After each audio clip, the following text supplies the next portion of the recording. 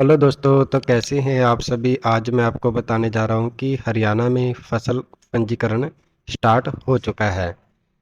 जिस भी कैंडिडेट ने पैडी का रजिस्ट्रेशन, जीरी का रजिस्ट्रेशन करना है तो वह कैंडिडेट रजिस्ट्रेशन करवा सकता है।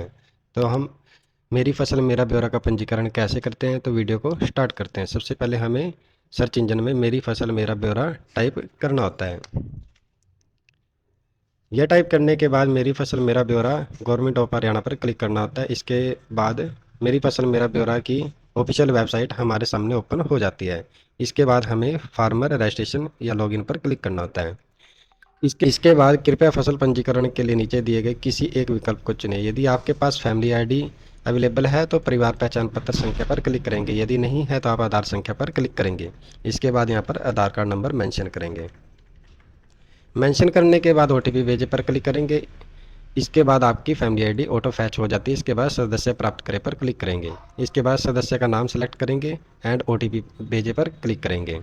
इसके बाद आपकी फैमिली आईडी में रजिस्टर्ड मोबाइल नंबर पर एक ओटीपी सेंड होता है, वह आपको यहाँ पर फिल करना होता है।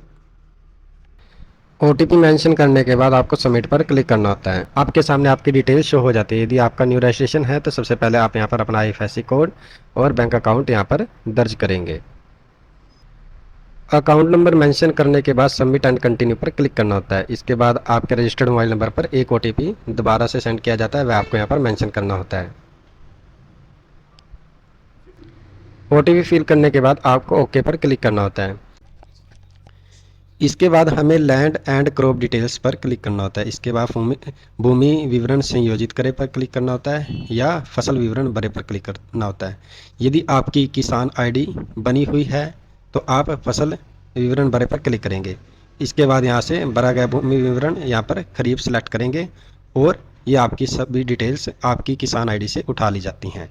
आप यहाँ से फसल भरे पर क्लिक करेंगे एंड ऋतु सेलेक्ट करेंगे। इसके बाद फसल का प्रकार एग्रीकल्चर फील्ड क्रॉप्स पर क्लिक करेंगे। इसके बाद मुख्य फसल आप किस फसल के लिए पंजीकरण करा रहे हैं, जैसे कि पैडी नॉन बासमती, दान बासमती, हम इसमें से एक सेलेक्ट करेंगे। जैसे कि हम PR14 के लिए कर रहे हैं तो गैर बासमती पर क्लिक करेंगे। इसके बाद यदि आपने DSR विधि द्वारा आवेदन कर रहे हो, जैसे कि हम ड्रिल करा देते हैं जीरी के लिए, तो आप हाँ करेंगे। यदि आपने नहीं कराया है तो आप नो करेंगे। यदि आपने करा रखा है तो आपको प्रति एकड़ 4500 रुपये अमाउंट गवर्नमेंट की तरफ से दिया जाता है। यदि आपने नहीं किया DSR तो नहीं पर क्लिक करेंगे। इसके बाद आप यहाँ पर अपनी फसल की किस्म सेलेक्ट कर सकते हैं, ये मैंडेटरी नहीं है।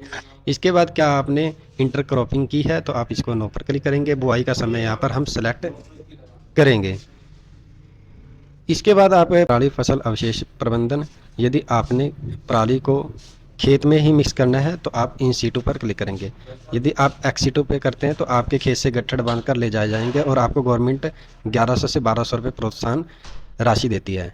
फूडर मीन्स होता है कि आप इसको चारे के लिए यूज कर रहे हैं तो आप यहाँ पर सेलेक्ट करेंगे। इसके बाद बोया गया कनाल हमें यहाँ पर शो हो जाता है। इसके बाद मैं निम्नलिखित घोषणा से सहमत हूँ और सबमिट पर हम क्लिक कर देंगे। आपकी फसल की जानकारी संशोधित किया गया है। यदि आपकी किसान आईडी नहीं बनी हुई तो आप भूमि विवरण संयोजित करें पर क्लिक करेंगे। इसके बाद नया भूमि विवरण जोड़े पर क्लिक करेंगे और जिला यहाँ पर सिलेक्ट करेंगे। इसके बाद तहसील सेलेक्ट करेंगे और इसके बाद गाँव का नाम हम सेलेक्ट करेंगे। इसके बाद सर्च बाय पर हम क्लिक करेंगे। सर्च बाय हम मुरब्बा द्वारा या मालिक के नाम द्वारा भी हम सर्च कर सकते हैं। यहाँ से मुरब्बा सेलेक्ट करेंगे।